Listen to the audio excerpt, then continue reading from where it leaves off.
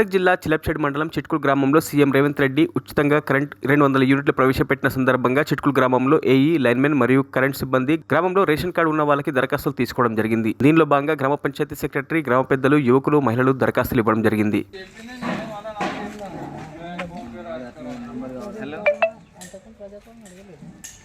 Hello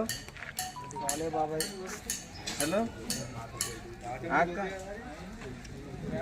ఏంటి అక్క చెప్పు. సరే సరే